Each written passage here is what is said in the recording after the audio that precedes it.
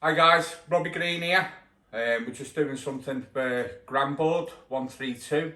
Let you know a little bit more about it. How it's good for the steel tip players to maybe change over to playing soft tip. I think with this board, it definitely adds a lot of fun to the game of darts. If you're a darts fanatic that just enjoys playing the game, whether you're advanced or not, I think this board can certainly give the fun with the variety of different games you can play on it. Globally, you can play anybody across the world. It's got everything it needs in the box. The way it's lit up around the edge as well. When you're playing cricket, it'll show you the numbers, what you hit, what you need. I think even for kids to play on, I think it's a fantastic bit of equipment. The dimensions of the board, if you have a close look, they say it's the same as a steel tip board, but for me, I would say the trebles and doubles are slightly smaller, and I would compare it more to maybe a Champion's Choice board than a normal dart board.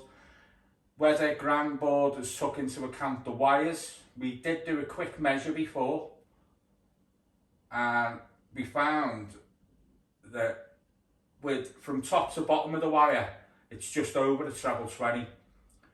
Inside the wire, there's still plenty of room, so it is definitely smaller segments. These are only 2 darts deep.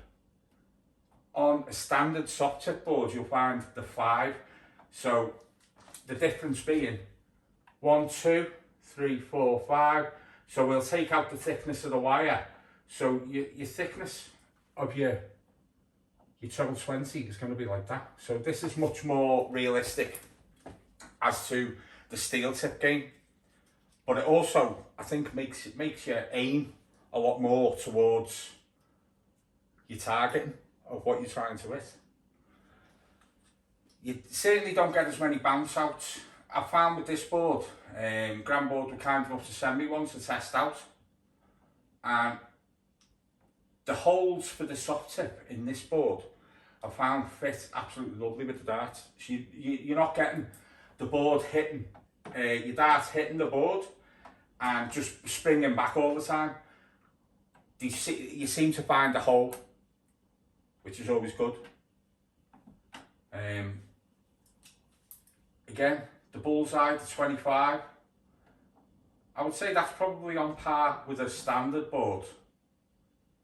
But yeah, I think it's a beautiful bit of equipment, and a must have for any dart fanatic that wants to try and get into soft tip darts and maybe add something to their steel tip game, because it would definitely make you improve on your aim, because you've got to slow your game down a little bit. There is a special bracket that goes behind the board as well to make you easily switch from between your soft tip and your steel tip. So say you're messing about all the time, if you want to just take it off so you're not taking up too much room on the wall. It's great to play cricket. I love playing cricket. I've been playing cricket with the missus on it and teaching her how to play it and how tactical the game can be. We've actually had a lot of fun on it this week, playing different games. The segments, you find each segment is available to buy, so if one does get damaged, you can easily go onto the website, the Granboard website, and you can replace the segments as you go. So I mean, I don't see why you would have to do that, but if one does happen to get damaged, then you can replace it to save replacing the whole board again. You know, I think that in itself can save you a lot of money.